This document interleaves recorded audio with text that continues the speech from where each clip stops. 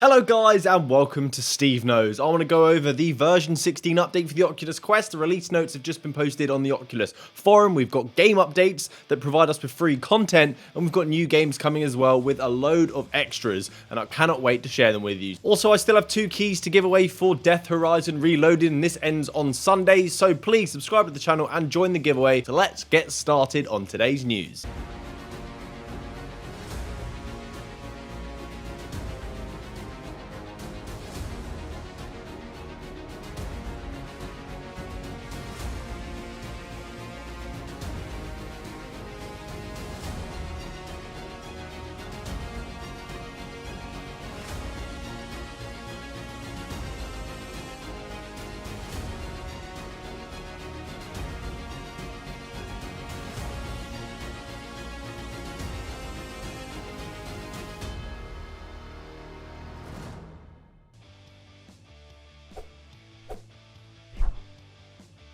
So there is another mod now for Half-Life ALyx, and I showed off the warehouse mod in a previous video, which was kind of like a horde mode for Half-Life ALyx, but now we have a new one that is bringing retro nostalgia that I love to the modern day and turning the game into Wolfenstein 3D in virtual reality. This one is from Grandmaster Ethel, and it's placed you in the Wolfenstein universe, the first level of the retro 3D game, and it's replaced all the Nazis with the enemies of Half-Life ALyx. And you can also use the same weapons that you use in Half-Life ALyx, but this just kind of changes the pace and the style of play for you to enjoy. So to install it, you go and get the VPK and the zip file from the links down below in the description, unzip that zip file, place that VPK in that directory, drag that VPK file over the executable, and it should open up your command prompt, and then you just provide the path to your Half-Life ALyx installation on Steam. And once you've done that, it should boot and you can enjoy. Let's talk about the new Quest environments now. So you may already know this, but the Quest got an update and it got back its new fancy UI, and it's looking very, very sleek. I'm a fan of it. It's growing on me. Everything looks so crisp, but along with it comes 2 new home environments, and one of them,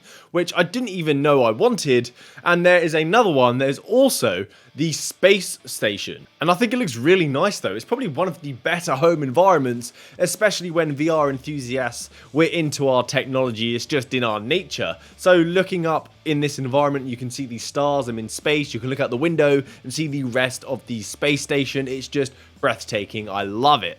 The second environment is a pass-through home. That is so fantastic. So now, if you're in your home and you put on your headset, you'll still be able to see your surroundings, and with the new UI, it takes up less space, so you even have more visibility. And this makes things so much easier when you're making adjustments, putting on your controllers. Perhaps you're changing the levels of something if you're streaming. All of this is so much easier with the pass-through. And if you're a newcomer to virtual reality, I normally give them the headset and I'm pressing kind of like the sync button. Now you have to press this, and they don't know what I'm talking about. Now they can actually see it, and it'll be much easier for newcomers. I really, really like this feature. It's something that it should have been there in the first place. I'm really surprised with this one. I didn't even know that I wanted it. Now we have a pistol whip update that brings us even more free content, and this is a cool one. It's placed you in some sort of air vehicle, a Zeppelin. Maybe it's made out of lead.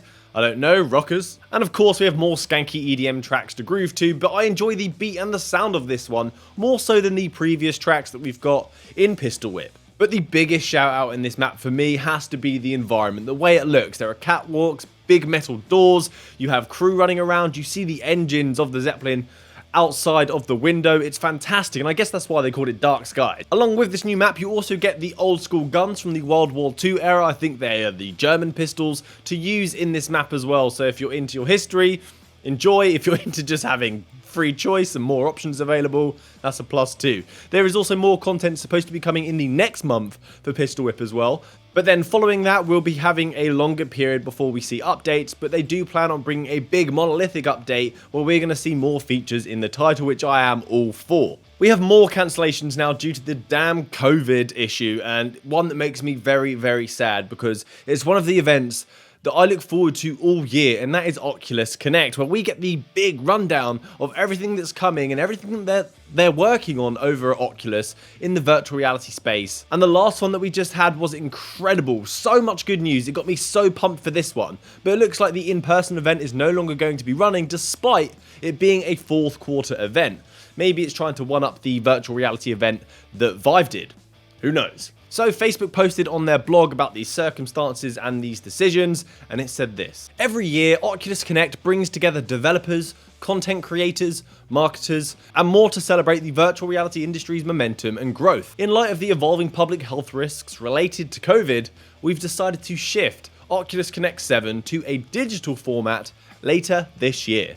This was a tough decision to make, but they need to prioritize the health and safety of our developer parties and employees. Oculus Connect gives us an unprecedented opportunity to connect with our global developer community. OC7 will not be an exception, and we look forward to sharing more details about the digital event in the coming month. We remain committed to the city of San Jose, where we've hosted Oculus Connect in the past, and its community. As we had done for F8, we will be donating $500,000, and we will prioritize organizations serving local San Jose residents. Thank you for your patience and understanding. We're excited to help the virtual reality community come together in a digital format with OC7. So there's a lot to take in there, but the bit that got me kind of excited, the one that interests me, is the digital format they're talking about. I know there's been speculation about Facebook hosting this event via the Horizon application that they're soon to be coming out, their social platform, or they could be just using Oculus TV, I don't know, but like they said, we'll be hearing more in the coming months. And if it is going to use that platform, and we'll all be able to experience Oculus Connect in the same way, instead of just some people attending and we're watching it here at home on a pancake screen, we'll all be experiencing it the same way across the world, which is kind of nice. So we have some rumors about a new Oculus Touch controller coming out that is hopefully going to be supported by the Oculus Quest. The new controller that is supposed to be released by Facebook is going to improve on the tracking, haptics, and finger tracking, which is the natural progression since Valve have already been implementing this technology for a while now, and no one else seems to be adopting it. Even Sony have submitted patents for that kind of controller as well. So a while back, I spoke about a reference to something called the Del Mar, and we expect that to be a headset, and with that headset was a remote called the Jedi Touch Controller, which is now rumored to potentially be supported by the Oculus Quest. And this is due to the buttons being mapped on that controller. They line up with the current setup of the existing remote, with the grip, the trigger, X, Y, A, B, and the analogs. It's even expected to have even more precise tracking, as the current controllers, the LEDs emit at a 30Hz refresh rate, and the Quest cameras sample at 60Hz. So the Jedi remote is expected to run at that sample rate as well, doubling the potential data points collected for use of tracking. There's even more nerdy stuff that they talk about, but they go really low level in terms of specifications for hardware and chips, and it's just beyond me. So the Jedi driver also shows evidence of new haptic methods being used on these controllers as well, as it's referencing a dedicated haptic driver. And finally, it also has reference to a sensor codenamed Rainer, of which we're not sure what that could mean. But please note, we don't have hard evidence for all of this. This is speculation at the moment. It's just something that seems to make sense. But I do hope there is a new controller coming for this platform. We've had these remotes for a while now, and we've seen kind of the next generation or the next progression of what virtual reality remote should be like, and I would like to see something. And especially if they don't have to come out with a new generation headset, they can support the already existing ones. That's a bonus. And it just makes business sense as well. So I feel like there is some kind of truth to this. I just can't wait to see what happens. Just tell us, Facebook. So let's talk about the version 16 update now. When I last spoke about the other update, you had been expressing issues just like I'd been having, where the UI was kind of taken away from us, but you may have noticed that it's now already back. And if you haven't, check if you've got an update. So version 16 is here, and it's got a bunch of new features that I'm going to share with you. So let's go through what they had posted on their forum so you guys know what to look out for. So first is they've added the option to swap the Oculus button functionality to the left controller and the menu button functionality to the right controller. So at the moment, if you press the right button, it will take you back home. The left one will pause in game. You do have the option now to switch that up. Perhaps you're left-handed, I do not know. So go to Settings, Device, and then you can change the option here, just enable it. You also now have the ability to change the intensity of the touch controller feedback. This is great if you want to extend your battery life and get rid of the haptics, or perhaps you want to increase them. So go to Settings, Device, Controllers menu again, and here you can adjust that, make it really intense, or turn it off. We have some Guardian improvements as well. You can set up your room scale Guardian boundaries without the controller. You can now use hand tracking to set that up instead, which is great news. As already mentioned, we now have a home screen that uses the pass-through as an environment. So if you go to your virtual environment, you can check out here, it's called pass-through, just select that, and that enables it. And with this update, there is just a ton of social features. So now when you're browsing the Facebook application on your phone, you may see an option that says open in virtual reality for certain content. Clicking this button will launch the web content on your virtual reality headset, making the experience much more seamless for the user.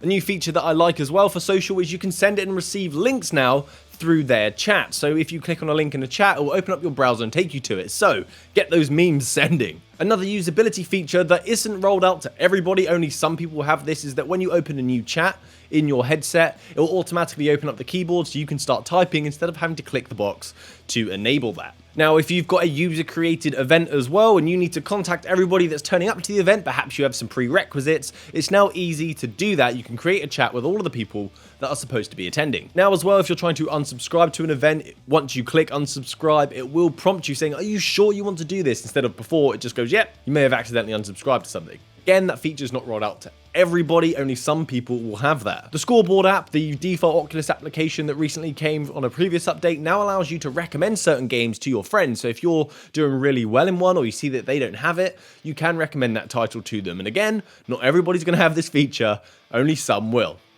And with this update, there's a ton of fixes as well, which I'll just leave a link to in the description so you can go check all this out for yourself. So that's it from me today, guys. I hope you've enjoyed the video, getting caught up on all the latest and greatest virtual reality news. Stick around for next time, subscribe to the channel. Thank you to my patrons, you absolute legends. So happy gaming, guys.